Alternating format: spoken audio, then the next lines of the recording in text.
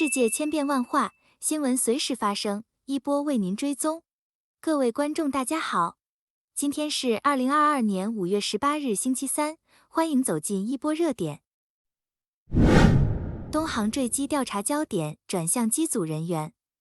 调查中国东方航空公司喷气式飞机坠毁事件的调查人员正在检查机组人员在机舱内的行为，没有发现任何技术故障的迹象。在中国28年来最致命的航空灾难中，波音737-800于3月21日在广西南山区坠毁，此前突然从巡航高度坠毁，造成123名乘客和9名机组人员全部遇难。当局表示，在快速下降期间，飞行员没有回应空中交通管制员和附近飞机的反复呼叫。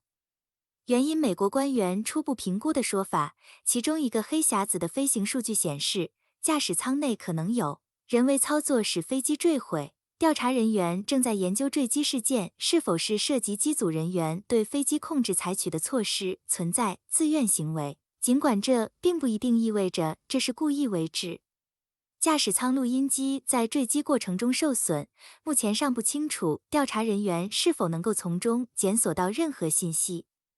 喷气式飞机制造商波音公司和美国国家运输安全委员会 NTSB 拒绝发表评论，并将问题提交给中国监管机构。领导调查的中国民用航空局 CAAC 没有立即回应置评请求。应中国的要求， NTSB 协助中国调查人员在华盛顿的美国实验室审查黑匣子。中国官员表示，关于坠机原因的最终报告可能需要2年或更长时间才能编制完成。分析师将大多数坠机归咎于人为和技术因素的结合。蓄意撞毁飞机在全球范围内极为罕见。2015年3月，一名德国之翼副驾驶故意驾驶一架空客 A320 进入法国山腰，机上150人全部遇难。法国调查人员发现，这名27岁的男子患有疑似精神病性抑郁症发作，并向雇主隐瞒。他们后来呼吁为飞行员提供更好的心理健康指导和更强大的团队协作和支持。加拿大机场正经历游客激增引发的混乱。周二，加拿大交通部长表示，当局正在努力解决旅客在该国机场不得不忍受长时间的排队和等候。人员短缺导致加拿大一些最大的机场，包括多伦多和温哥华的旅客，需长时间排队等候办理登机和安检手续。加拿大机场委员会临时主席 Monette Pasher 预计，等待时间可能会超过 COVID 大流行之前，尽管他表示，随着夏季旅行的出现，情况可能会有所改善。最近几周，由于大流行造成的旅行需求激增和人员配备问题，欧洲的机场也面临延误。加拿大机场委员会表示，机场的国际抵达人员暴增也使机场面临压力，以至于人们在降落后被滞留在飞机上等待1个多小时，因为机场没有足够的空间来处理旅客的人流。该委员会指责 COVID 控制措施，并呼吁联邦政府取消在海关的随机测试和公共卫生措施，以缓解乘客抵达加拿大时面临的严重延误。因为这些额外的处理措施意味着旅客抵达所需的时间比大流行之前要多4倍。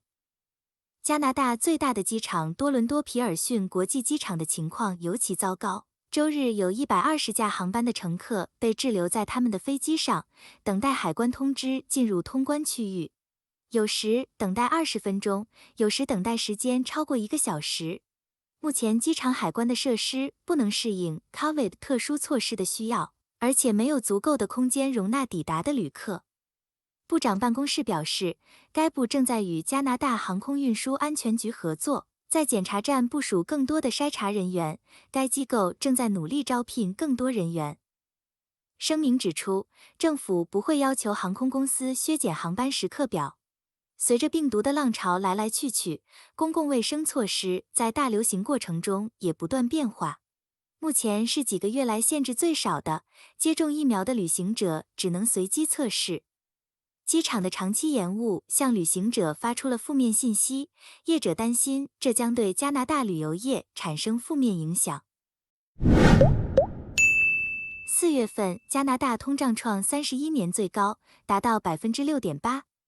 生活成本继续以几十年来最快的速度上升。加拿大官方通胀率在4月份以 6.8% 的年增长率上升，创下31年来的新高。加拿大统计局周三报告称，生活成本攀升，主要是因为食物和住所成本增加。过去一年，粮食价格上涨了 9.7%， 而住房费用上涨了 7.4%。该机构还发布了主要城市的通胀率，其中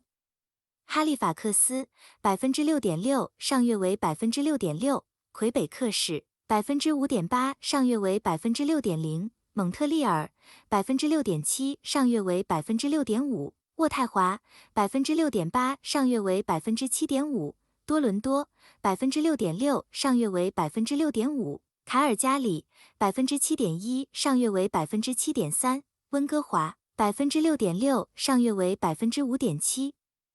因全球因素，包括乌克兰战争扰乱谷物价格和供应，以及禽流感和美国极端天气事件的爆发，正在共同推高肉类和农产品的成本。其中，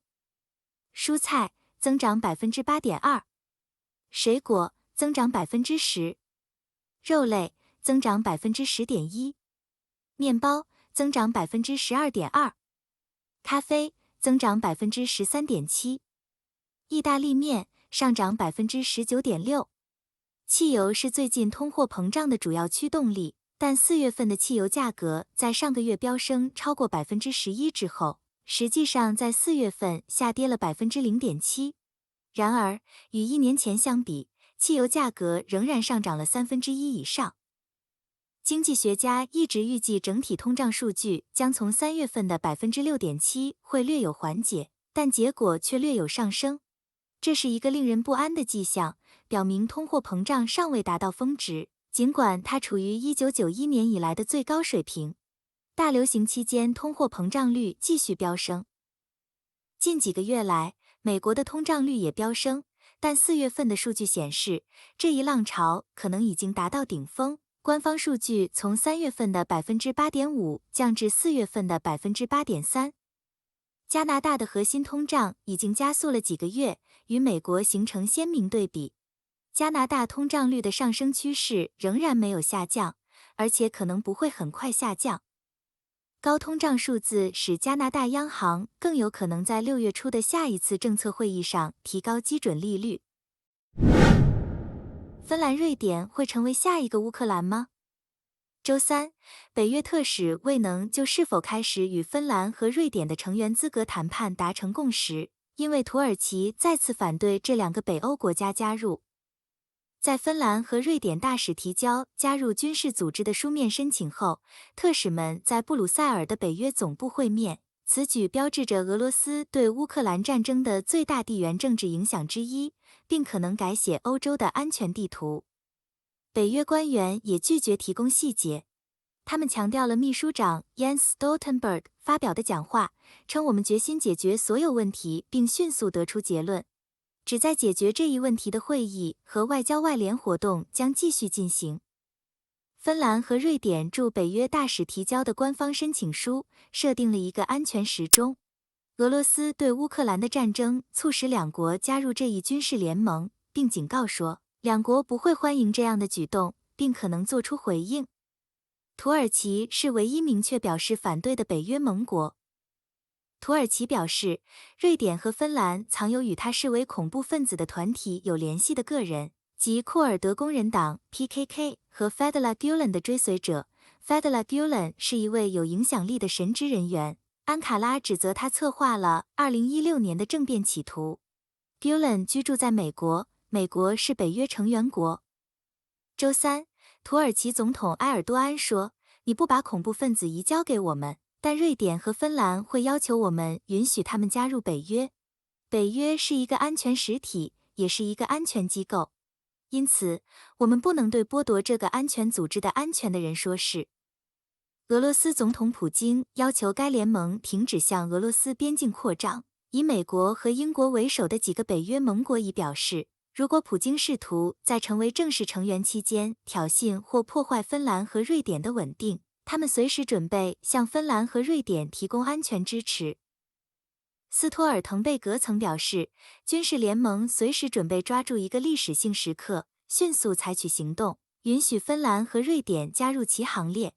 如果埃尔多安的反对障碍得到克服，入世谈判进展如期，两国可能很快就会成为北约成员。这个过程通常需要8到12个月，但北约希望迅速采取行动。北约正寻求更多与俄罗斯接壤的第一线国家加入其中，以扩大所谓的核心欧洲国家的战略缓冲，抵御来自俄罗斯的影响和威胁。此举是俄乌战争最大的地缘政治影响之一，将改写欧洲的安全地图。英国首相 Boris Johnson 在一条推文中对此表示欢迎，并称普京骇人听闻的野心已经改变了我们大陆的地缘政治轮廓。对于瑞典和芬兰两国来说，寻求加入北约或许是一个可能的安全保障。历史上不断重演的地缘政治角逐，或许会如俄乌冲突一样，让人大跌眼镜。对于两国来说，高举意识形态大旗或许可以赢得虚幻的掌声，但对于长远的国家自身利益来说，这一行动是或还是福，只有时间可以证明。谢谢各位的观看，一波帮您追踪全球热点。如果对您有帮助，欢迎点赞、关注并订阅，下期不见不散哦。